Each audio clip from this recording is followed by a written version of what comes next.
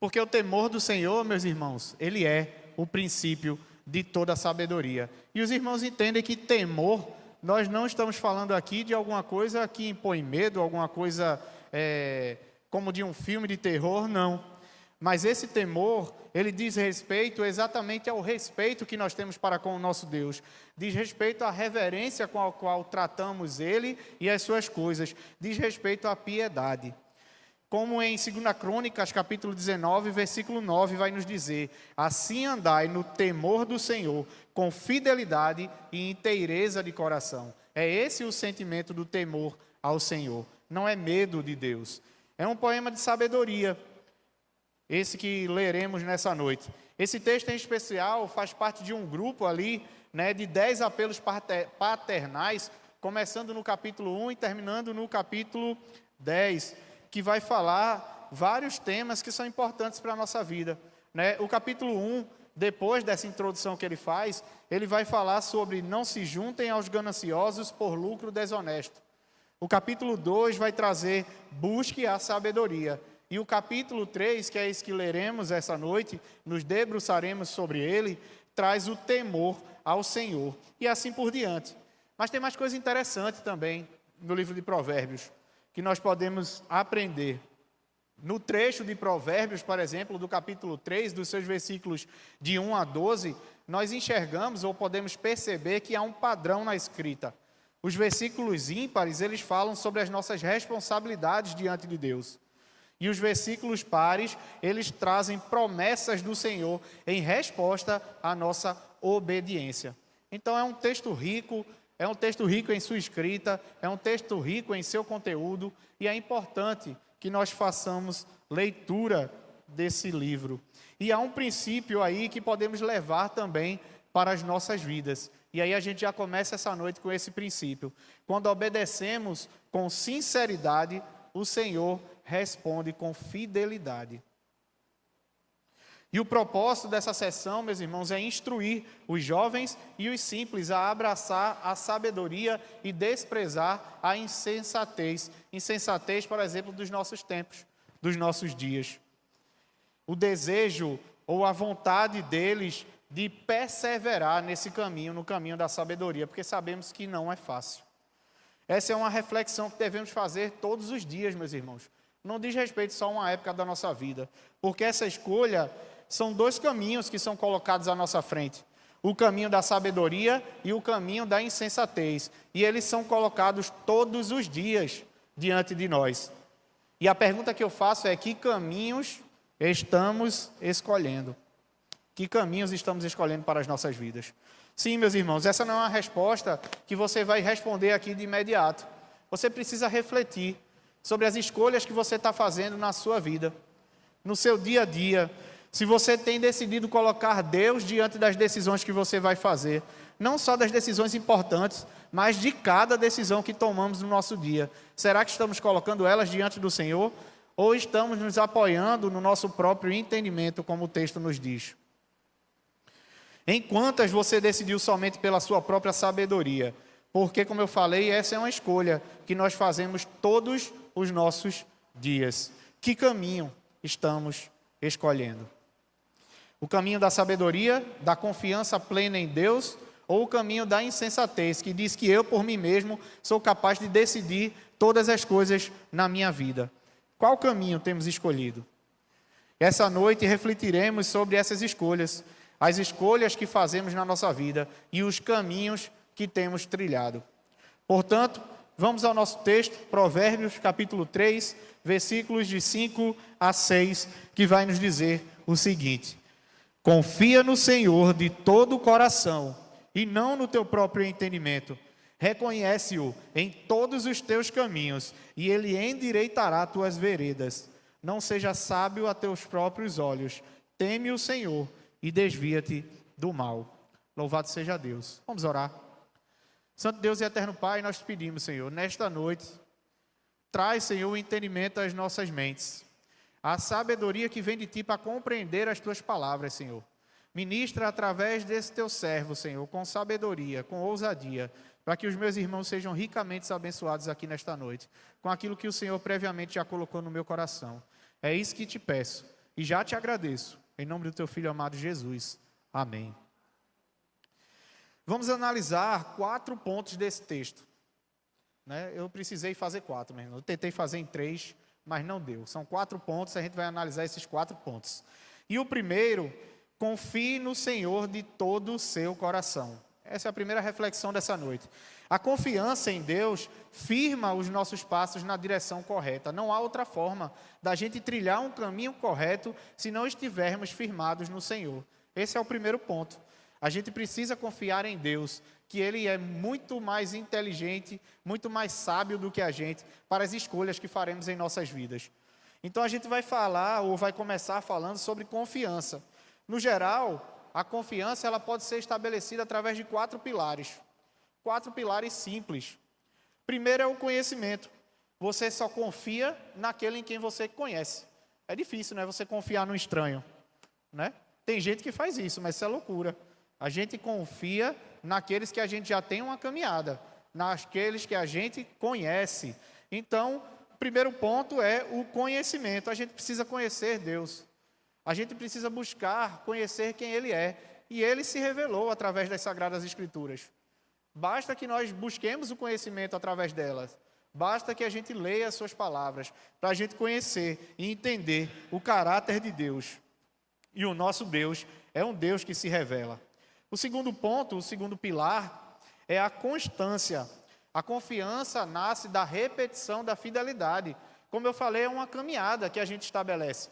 E a gente passa a confiar cada vez mais a partir do momento que a gente entende que depositando a nossa confiança no Senhor, Ele é fiel para cumprir com a sua palavra. Então a gente conhecendo o nosso Deus, tendo intimidade com Ele, a gente passa a ser muito mais confiante nele, porque a gente estabelece uma constância de relação com Deus. Eu coloco os meus problemas diante de Deus e eu encontro a resposta dele através dos meus dias. O nosso Deus, Ele é um Deus fiel. O terceiro pilar é a vulnerabilidade. A gente precisa largar a mão dessa mania que a gente tem de querer tomar as rédeas de tudo na nossa vida. A gente precisa entender que a gente precisa colocar as nossas decisões, os nossos desafios, a nossa vida diante do Senhor. Abrir mão de certas coisas para a gente entender que quem cuida da gente é Deus. A gente aprender a ver a misericórdia, o amor de Deus derramado na nossa vida através de provisão. E a gente só vai ver isso a partir do momento que a gente se colocar vulnerável diante do Senhor. A partir do momento que a gente abrir os nossos corações e ter a coragem de dizer ao Senhor quais são realmente os nossos problemas. Porque às vezes a gente pensa que também esconde as coisas de Deus, né? A gente fica cheio de problemas, cheio de coisas, mas não quer falar com Deus. Deus conhece, meus irmãos, a nossa vida. Conhece o nosso dia da hora que a gente acorda à hora que a gente vai deitar. Não tem nada que a gente possa esconder dele. Então, quando estiver diante do Senhor em oração, quebrante o seu coração, abra o seu coração, permita que o Senhor conheça através da sua boca, das suas palavras, aquilo que lhe angustia, aquilo que você precisa que Ele trate na sua vida. Confiança através da vulnerabilidade. E o quarto ponto, que é fundamental, é experiência. Porque a partir da experiência a gente aprende a desenvolver a confiança. A partir da experiência a gente aprende a confiar no Senhor de todo o nosso coração. Mas a experiência, ela muitas vezes vai se apresentar na nossa vida através de provas. E o Senhor permite que os seus filhos passem por provações, porque através das provações nós somos aprovados por Deus. Através das provações nós temos o nosso caráter testado por Deus. E tendo o caráter aprovado, o Senhor certamente cuidará, sustentará todas as coisas na nossa vida. O nosso Deus é um Deus que permite passarmos por prova, por amor, para a gente entender que a gente deve depender dEle, que a gente precisa confiar nele. Mas o texto não fala apenas em confiar, fala em confiar em Deus de todo o nosso coração. E o coração é um termo interessante porque para nós ele perdeu um pouco da profundidade que tinha para o povo daquela época. O coração para a gente hoje é um órgão que bombeia sangue e é isso. É como a gente pensa. Mas para a cultura hebraica daquele tempo ele era muito mais do que isso. O povo daquela época entendia que o coração era a totalidade da pessoa. Não era simplesmente o coração algo que é relacionado ao sentimento, não. Mas o coração era o centro das decisões, era o centro da razão, era o centro da memória, era o centro da vontade do homem. Por isso, confiar em Deus de todo o coração é confiar a totalidade do seu ser nas mãos de Deus. Não é simplesmente confiar os seus anseios, os seus medos, mas é confiar a sua vida, inclusive a sua razão diante do Senhor. Então o coração não é apenas um lugar de afeições, mas é o centro da vida do homem. Precisamos confiar em Deus totalmente, de todo o nosso coração. Isso envolve muito mais do que os nossos sentimentos. É uma escolha consciente que nós fazemos diante do Senhor. Que fazemos porque temos a certeza de que o nosso Criador, Ele nos conhece e sabe o que é melhor para nós. Assim como lemos em Isaías 55, versículos de 8 a 9, porque os meus pensamentos não são os seus pensamentos, e os seus caminhos não são os meus caminhos, porque assim como o céu é mais alto que a terra, os meus pensamentos são mais altos que os seus pensamentos, e os meus caminhos mais altos que os seus caminhos. Por isso, nós entraremos no nosso segundo ponto. Não confie no seu próprio entendimento. Como eu falei nessa noite, a gente tem duas escolhas. A gente pode confiar em Deus totalmente, ou a gente pode confiar na gente, achando que a gente é capaz de todas as coisas. E a gente vai certamente quebrar a cara. Eu quero ilustrar essa afirmação de uma maneira histórica, para os irmãos verem situações, ou uma situação que aconteceu na Bíblia, que retrata bem essa questão. Depois de várias vitórias na Terra Prometida, Josué estava liderando o seu povo, o povo de Israel, com a força e a direção de Deus. Era um homem temente, era um homem que obedecia ao Senhor, seguia os seus caminhos. Mas um dia, os habitantes de Gibeão foram diante dele com a estratégia. Colocaram roupas velhas, gastas, panos de saco, e pegaram pães já apodrecidos, pães mofados, e foram encontrar com ele para fazer um acordo. E ele, olhando para aquele povo, e o povo disse assim: a gente está vindo de um lugar distante, quer fazer uma aliança com você. E ele olhou para aquele povo e não consultou a Deus.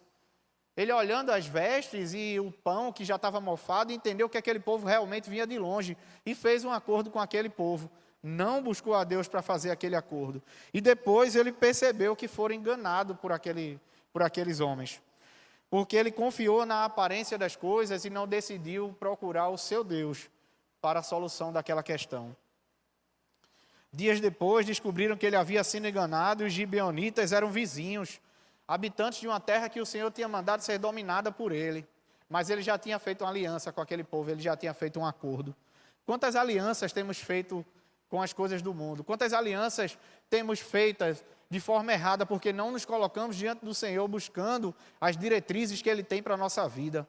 Quantas alianças, meus irmãos, nós temos feito com as coisas que não agradam ao Senhor, porque diante dos nossos olhos elas são belas, elas são bonitas, elas são boas.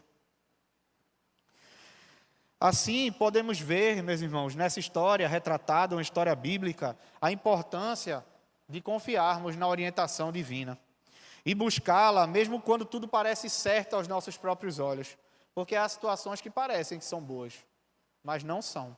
A gente precisa colocar todas as situações da nossa vida diante de Deus. E não é de hoje que o homem deixa se levar pela aparência das coisas. Isso faz parte da nossa vida. Nós somos facilmente enganados, manipulados. Deixar ser enganados por roupas velhas e pães mofados. Muitas vezes nós somos. Temos que confiar em Deus, porque no nosso modo de pensar, ou o nosso modo de pensar, ele é imperfeito. Nós somos falhos. Nós ainda estamos sob a influência do pecado e do mal.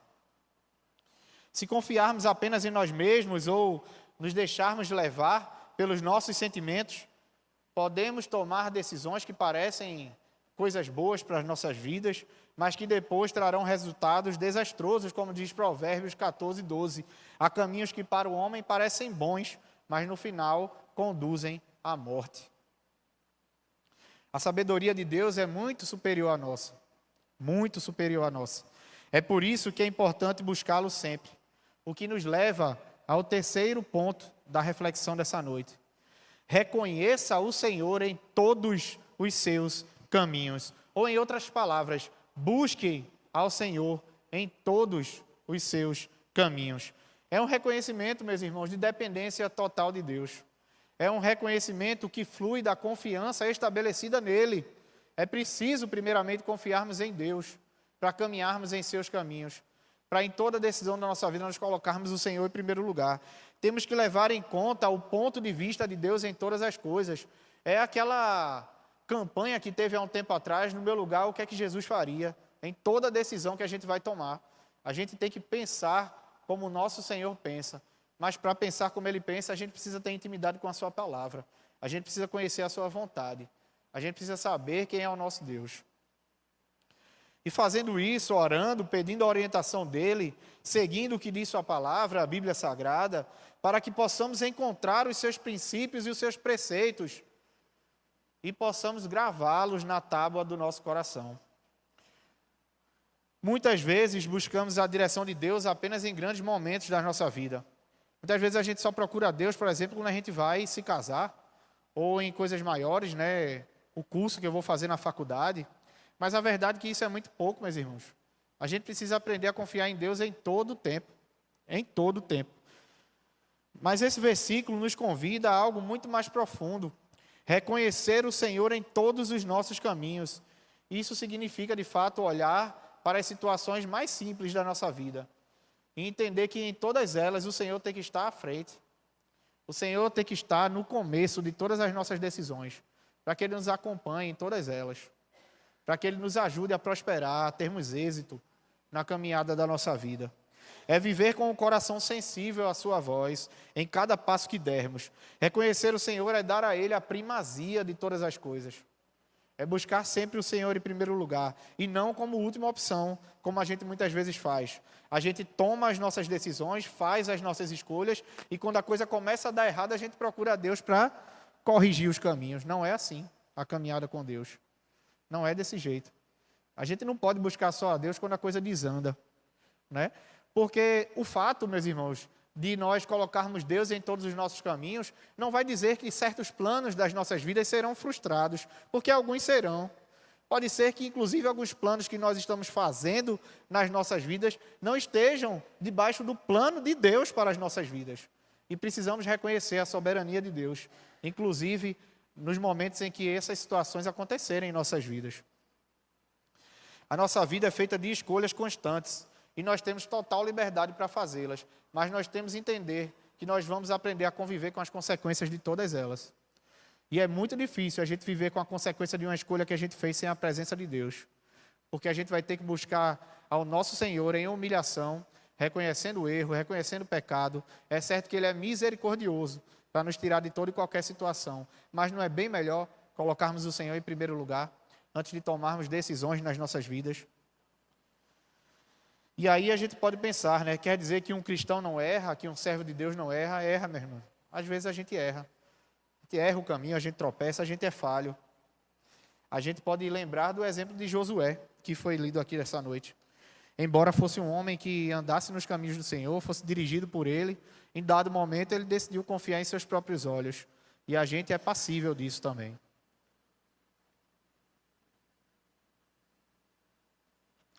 Com a direção divina para as nossas vidas, nós erraremos muito menos. Isso é uma certeza, nós podemos ter. Mas não apenas isso, há uma promessa. Ele promete que endireitará as nossas veredas. E esse é o quarto ponto da nossa noite. Deus endireita as nossas veredas ou os nossos caminhos, por nos ajudar a viver de acordo com os seus padrões de justiça. Quando nós nos aprofundamos na palavra do Senhor e conhecemos o nosso Senhor em profundidade, nós desenvolvemos em nossa vida esses padrões de justiça. Nós nos tornamos cada vez mais parecidos com Cristo, na nossa relação com Deus, na nossa relação com o outro, na nossa relação com os nossos familiares. É imprescindível para a vida de qualquer cristão ter essa intimidade com Deus, para que os seus atributos, para que aquilo que o Senhor tem compartilhado conosco flua na nossa vida, nos nossos relacionamentos, para que a gente possa viver de acordo com o Filho de Deus mesmo, fluindo aquilo que a gente aprende do nosso Deus. Provérbios 11:5 vai dizer: a justiça do sincero endireitará o seu caminho, mas o perverso pela sua falsidade cairá. Quando reconhecemos Deus em tudo, Ele alinha o nosso caminho.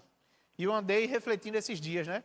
Tem uma frase bem comum que diz assim: Deus escreve certo por linhas tortas. Não é bíblica, tá bom? Se a gente tivesse ali na nossa sexta-feira, a gente diria estar amarrado, né? Mas aí eu refletindo sobre isso, que muitas vezes as linhas tortas com que o Senhor escreve somos nós. São as nossas vidas. Porque as nossas vidas são tortas, mas quem endireita os nossos caminhos é o Senhor. Endireita as veredas das nossas vidas. Ele nos ajuda, Ele nos faz caminhar com retidão. E quando nos colocamos nesse lugar de dependência do Senhor, Ele alinha o caminho, Ele aponta a nossa bússola moral na direção certa, na direção que nós devemos caminhar. Que muitas vezes, se nós formos confiar em nosso próprio entendimento, nós erraremos o alvo. Porque, como eu falei, a gente é muito fácil de ter os nossos olhos corrompidos pelas coisas desse mundo. A beleza desse mundo nos atrai, nos tira do eixo, nos tira do caminho do Senhor. É preciso termos essa intimidade com Deus. E assim nos tornamos úteis para o nosso Deus e para o seu reino. Tendo essa intimidade com Ele, nos colocando de fato debaixo da sua vontade, buscando a Deus em cada uma de nossas decisões, nós estaremos aptos para sermos usados pelo nosso Deus, para o avanço do seu reino, para o crescimento da sua igreja, para nós ajudarmos o nosso irmão. É preciso de fato estarmos nesse lugar. A gente não tem como ajudar alguém a caminhar se nós não estivermos trilhando esse caminho. A mensagem que o Senhor nos passa, inclusive, para ensinarmos alguém é no caminho em que nós estivermos andando. É por isso que é preciso a gente ter esse cuidado de buscar o direcionamento de Deus para que Ele de fato nos conduza nos seus caminhos e a gente possa fluir nesse caminho e levar outros conosco. Não quer dizer que será sempre fácil, não é, meus irmãos. A caminhada da vida por vezes é difícil, é dolorosa, é triste, é solitária. Muitas vezes a gente se vê sozinho na caminhada da vida, sem ninguém para nos ajudar. Mas será seguro, a gente pode ter certeza. Será um caminho correto, a gente pode ter certeza. E no final será um caminho próspero, porque não é por aquilo que a gente ganha nessa vida, mas por aquilo que Cristo já ganhou por nós. A caminhada dessa nossa vida, ela tem um alvo, e é a vida eterna. A gente não está olhando para as coisas passageiras desse mundo, não. Então a gente pode confiar de que a caminhada com Deus é um caminho seguro, é um caminho correto e é um caminho que tem propósito. É um caminho que tem propósito. Ele nos livra de decisões erradas, de atalhos perigosos que muitas vezes nós tomamos e de arrependimentos futuros. Porque a gente toma as nossas decisões, a gente escolhe os nossos caminhos e depois a gente se arrepende, né? E o que é que acontece? A gente esfria espiritualmente, a gente se afasta de Deus, porque esse é o caminho de todo mundo. Se o ser humano entendesse que o melhor caminho é estar na presença do Senhor, jamais diante de um descaminho, de um tropeço, se afastaria de Deus. Mas nós somos assim. Sempre que a gente falha, que a gente erra o caminho, a primeira escolha que a gente faz é se afastar. É buscar outros caminhos, é fugir da face do Senhor. E isso é algo que o nosso inimigo, ele tem por objetivo nas nossas vidas. Colocar coisas no nosso caminho que nos façam tropeçar, errar esse caminho que o Senhor nos conduz e nos colocar nesse lugar, né, de tristeza, de medo, de frustração, de arrependimento diante do Senhor e arrependimento dos frutos. O pior e maior peso que alguém pode carregar na sua própria vida é o peso de sua consciência, é o peso do arrependimento. Vocês já tiveram essa sensação horrível de deitar a cabeça no travesseiro e não conseguir dormir? Não tem coisa pior, meus irmãos. Você pensar naquilo que você fez de errado, naquilo que você fez de errado não só diante das pessoas, mas diante do seu Deus, aquilo que tira o seu sono, aquilo que tira a paz do seu coração. São esses descaminhos na vida que muitas vezes são trilhados porque nós decidimos escolher caminhos errados e não buscamos a orientação do Senhor. Mas o texto encerra da forma que eu falei no começo, com um mandamento e uma promessa. O mandamento é: leve Deus a sério em todos os seus caminhos. Busque Deus em todos os seus caminhos. Coloque-o diante de cada decisão que você vai fazer na sua vida. E a promessa é a seguinte: Deus dará a você uma direção reta e segura. E Ele é fiel para cumprir com a sua promessa. Aqueles que tropeçam no caminho, que se desviam e caem em abismos perigosos, é porque em dado momento deixaram de trilhar esse caminho com Deus. É consequência das suas escolhas. Há pessoas que viram as costas para Deus e tomam outras direções por sua própria vontade, por sua própria conta e risco.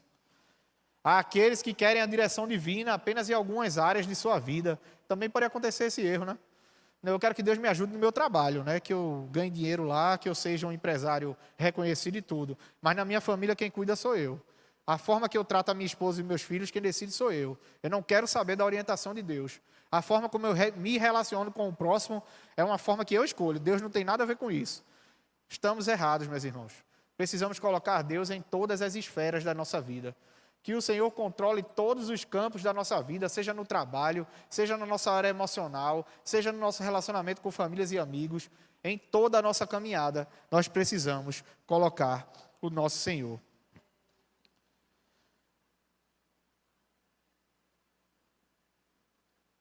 Há muitos que rejeitam a intervenção e o conselho de Deus em suas ações.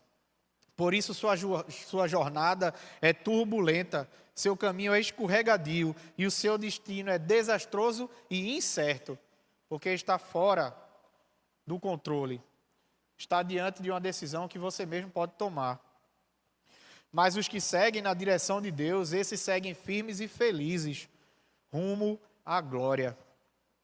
Isaías 48, 17 e 18 diz: assim diz o Senhor, o teu Redentor, o Santo de Israel: eu sou o Senhor, o teu Deus, que te ensina o que é útil e te guia pelo caminho em que deves andar. Ah, se tivesses dado ouvidos aos meus mandamentos, então seria a tua paz como o rio e a tua justiça como as ondas do mar.